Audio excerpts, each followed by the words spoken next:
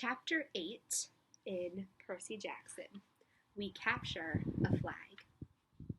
The next few days I settled into a routine that felt almost normal, if you don't count the fact that I was getting lessons from satyrs, nymphs, and a centaur. Each morning I took ancient Greek from Annabeth, and we talked about the gods and goddesses in the present tense, which was kind of weird. I discovered Annabeth was right about my dyslexia. Ancient Greek wasn't that hard for me to read, at least no harder than English. After a couple of mornings, I could stumble through a few lines of Homer without too much of a headache. The rest of the day, I'd rotate through outdoor activities, looking for something I was good at. Chiron tried to teach me archery, but we found out pretty quick that I wasn't any good with a bow and arrow. He didn't complain, even when we had to desnag a stray arrow out of his tail. Foot racing? No good either. The wood nymph instructors left me in the dust. They told me not to worry about it, though. They'd had centuries of practice running away. But still, it was a little humiliating to be slower than a tree. And wrestling? Forget it. Every time I got on the mat, Clarice would pulverize me. "There's more where that came from, punk," she'd mumble in my ear. The only thing I really excelled at was canoeing. And that wasn't the kind of heroic skill people expected to see from the kid who had beaten the Minotaur. I knew the senior campers and counselors were watching me, trying to decide who my dad was, but they weren't having an easy time of it. I wasn't as strong as the Ares kids, or as good at archery as the Apollo kids.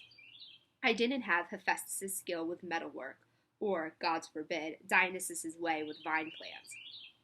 Luke told me I might be a child of Hermes, a kind of jack-of-all-trades, master of none. But I got the feeling he was just trying to make me feel better. He didn't really know what to make of me either. But despite all that, I liked camp. I got used to the morning fog over the beach, the smell of hot strawberry fields in the afternoon, even the weird noises of monsters in the woods at night. I would eat dinner with Cabin 11, scrape part of my meal into the fire, trying to feel some connection to my real dad. But nothing came. Just a warm feeling, the same that I'd always had, like the memory of his smile. I tried not to think too much about my mom, but I kept wondering if gods and monsters were real, if all this magical stuff was possible, surely there was some way to save her, to bring her back. I started to understand Luke's bitterness and how he seemed to resent his father, Hermes. So, okay, maybe gods did have important things to do, but they couldn't call once in a while, or thunder, or something? Dionysus could make Diet Coke appear out of thin air. Why couldn't my dad, whoever he was, make a phone appear? Thursday afternoon, 3 days after I'd arrived at Camp Half-Blood, I had my first sword fighting lesson. Everybody from Cabin 11 gathered in the big circular arena, where Luke would be our instructor. We started with basic stabbing and slashing, using some stuffed dummies in Greek armor. I guess I did okay. At least I understood what I was supposed to do, and my reflexes were good. The problem was I couldn't find a blade that felt right in my hands. Either they were too heavy, or too light, or too long. Luke tried his best to fix me up, but he agreed that none of the practice blades seemed to work for me. We moved on to dueling in pairs. Luke announced he would be my partner, since this was my first time. "Good luck," one of the campers told me. "Luke's the best swordsman in the last 300 years. "Maybe he'll go easy on me," I said. The campers snorted. "I don't think so." Luke showed me thrusts and parries and shield blocks the hard way. With every swipe, I got a little more battered and bruised. "Keep your guard up, Percy," he'd say, then whap me in the ribs with the flat of his blade. No, not that far up. Whap, lunge, whap. Now back, whap. By the time he called a break, I was soaked in sweat. Everybody swarmed the drink cooler. Luke poured ice water on his head, which looked like such a good idea I did the same. Instantly, I felt better. Strength surged back into my arms. The sword didn't feel so awkward. "Okay, everybody, circle up," Luke ordered. "If Percy doesn't mind, I want to give you a little demo." Great, I thought. Let's all watch Percy get pounded. The Hermes guys gathered around. They were suppressing smiles. I figured they'd been in my shoes before and couldn't wait to see how Luke used me for a punching bag. He told everybody he was going to demonstrate a disarming technique, how to twist the enemy's blade with the flat of your own sword so that he had no choice but to drop his weapon. This is difficult, he stressed. I've had it used against me. No laughing at Percy now. Most swordsmen have to work years to master this technique. He demonstrated the move on me in slow motion. Sure enough, the sword clattered out of my hand. Now in real time, he said after I retrieved my weapon. We keep sparring until one of us pulls it off. Ready, Percy? I nodded, and Luke came after me. Somehow, I kept him from getting a shot at the hilt of my sword. My senses opened up. I saw his attacks coming. I countered. I stepped forward and tried a thrust of my own. But Luke deflected it easily. However, I saw a change in his face. His eyes narrowed, and he started to press me with more force. The sword grew heavy in my hand. The balance wasn't right. I knew it was only a matter of seconds before Luke took me down. So I figured, what the heck? I tried the disarming maneuver. My blade hit the base of Luke's, and I twisted, putting my whole weight into a downward thrust. Clang! Luke's sword rattled against the stones. The tip of my blade was an inch from his undefended chest. The other campers were silent. I lowered my sword. Sorry. For a moment, Luke was too stunned to speak. Sorry? His scarred face broke into a grin. By the gods, Percy, why are you sorry? Show me that again. I didn't want to. The short burst of manic energy had completely abandoned me. But Luke insisted. This time, there was no contest. The moment our swords connected, Luke hit my hilt and set my weapon skidding across the floor. After a long pause, somebody in the audience said, "Beginner's luck?" Luke wiped the sweat off his brow. He appraised at me with an entirely new interest. Maybe, he said, but I wonder what Percy could do with a balanced sword.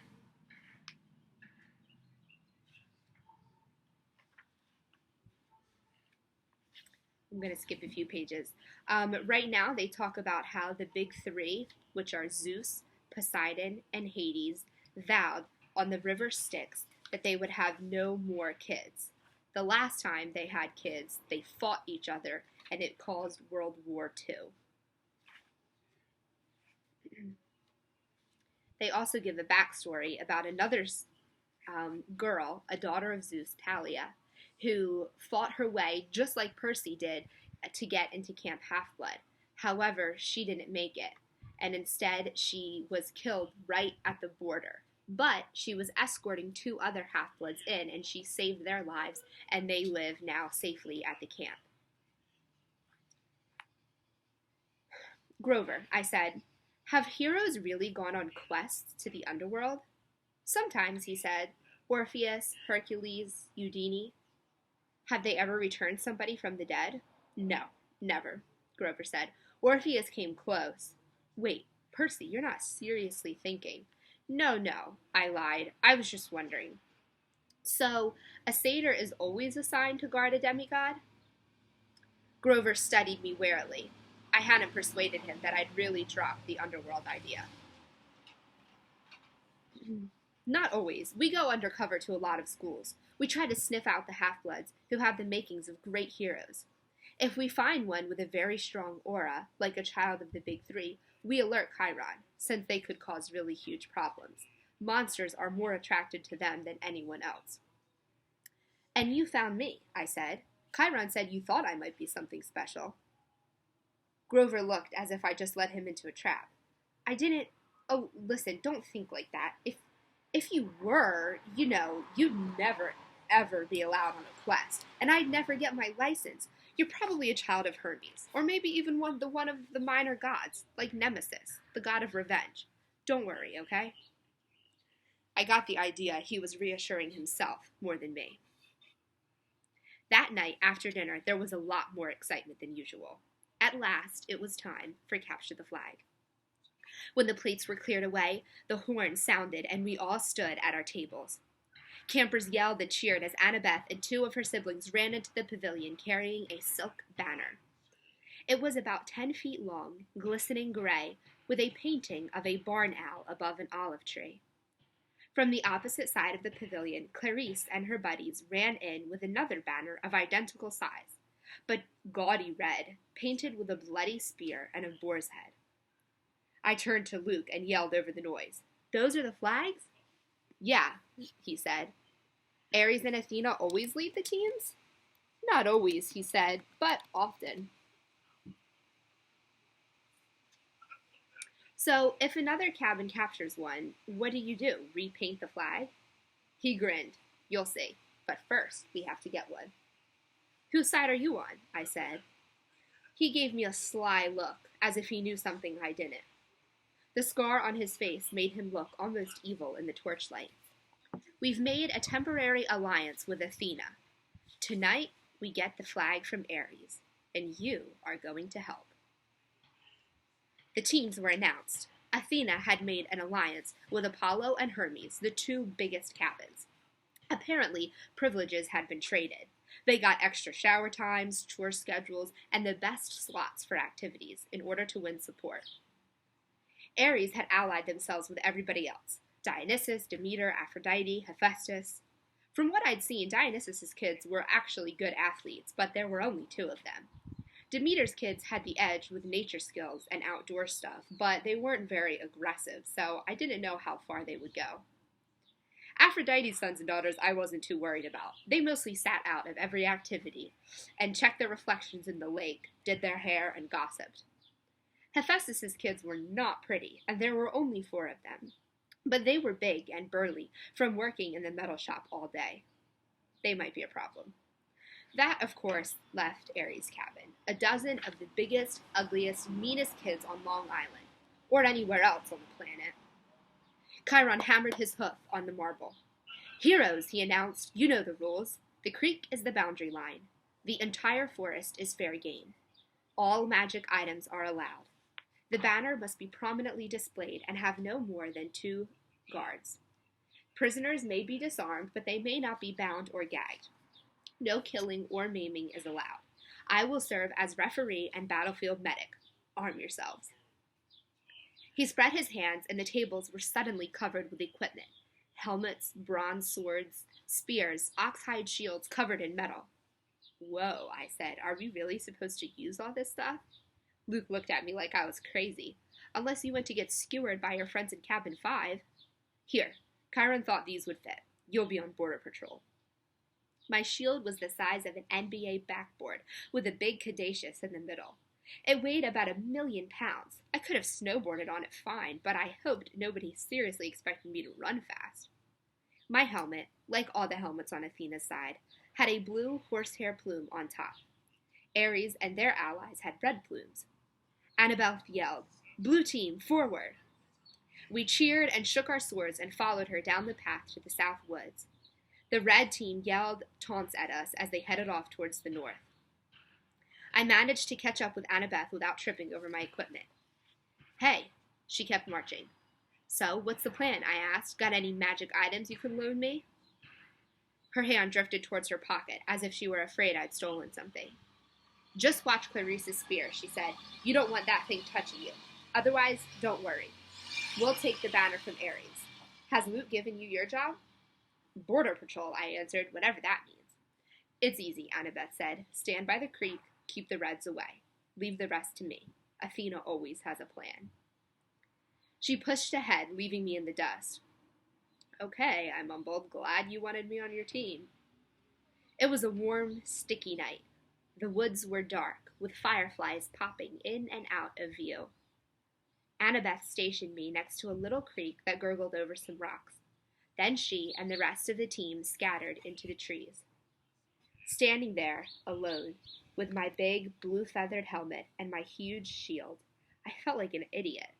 The bronze sword, like all the swords that I'd tried so far, seemed balanced wrong. The leather grip pulled on my hand like a bowling ball. There was no way anybody would actually attack me, though, right? I mean, Olympus had to have insurance issues, right?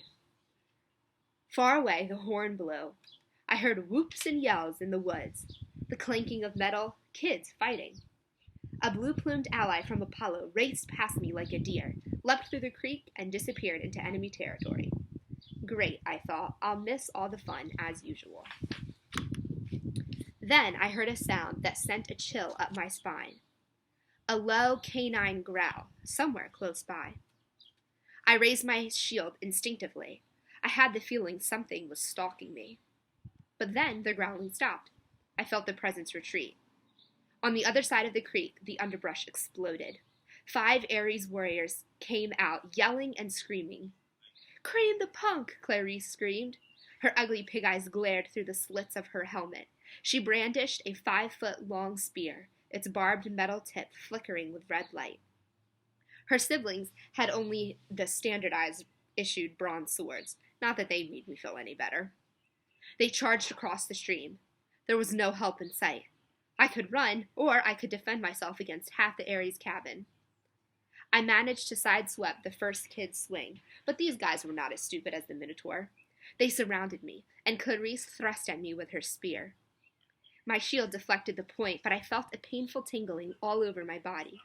My hair stood on end, my shield arm went numb, and the air burned. Electricity. Her stupid spear was electric.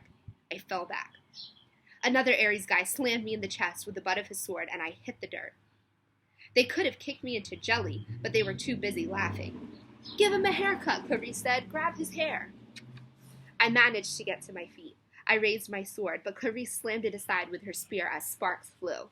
Now both of my arms felt numb. "Oh, wow," Clarice said. "I'm scared of this guy, really scared." "The flag is that way," I told her. I wanted to sound angry, but I'm afraid it came out a little desperate. "Yeah," one of her siblings said, "but see, we don't care about the flag. We care about the guy who made our cabin look stupid." "You do that without any help," I told them. Probably not the smartest thing to say. 2 of them came at me. I backed up towards the creek, tried to raise my shield, but Clarice was too fast. Her spear stuck me straight in the ribs. If I hadn't been wearing an armored breastplate, I would have been shish-kebabbed. As it was, the electric point just about shocked my teeth out of my mouth. One of her cabin mates slashed his sword across my arm, leaving a good-sized cut. Seeing my own blood made me dizzy, warm and cold at the same time. "No maiming," I managed to say. "Oops," the guy said. "Guess I lost my dessert privileges." He pushed me into the creek, and I landed with a splash. They all laughed. I figured as soon as they were through being amused, I would die. But then, something happened. The water seemed to wake up my senses, as if I just had a bag of my mom's double espresso jelly beans. Clarice and her cabin mates came into the creek to get me, but I stood to meet them. I knew what to do. I swung the flat of my sword against the first guy's head and knocked his helmet clean off. I hit him so hard I could see his eyes vibrating as he crumpled into the water. Ugly number 2 and ugly number 3 came at me. I slammed one in the face with my shield and used my sword to shear off the other guy's horsehair plume. Both of them backed up quick. Ugly number 4 didn't look really anxious to attack, but Clarice kept coming, the point of her spear cackling with energy. As soon as she thrust, I caught the shaft between the edge of my shield and my sword, and I snapped it like a twig. "Ah!" she screamed. "You idiot! You corpse-breath worm!" She probably would have said worse, but I smacked her between the eyes with my sword butt and sent her stumbling backwards out of the creek. Then I heard yelling, elated screams, and I saw Luke racing towards the boundary line with the red team's banner lifted high. He was flanked by a couple of Hermes guys covering his retreat, and a few Apollos behind them, fighting off the Hephaestus kids. The Ares folk got up, and Clarice muttered a dazed curse. "A trick!" she shouted. "It was a trick!" They staggered after Luke, but it was too late. Everybody converged on the creek as Luke ran across the friendly territory. Our side exploded into cheers. And then the red banner shimmered and turned to silver. The boar and the spear were replaced with a huge caduceus, the symbol of Cabin 11, Hermes. Everybody on the blue team picked up Luke and started carrying him around on their shoulders. Chiron cantered out from the woods and blew the horn. The game was over. We had won. "Not bad, hero," Annabeth said.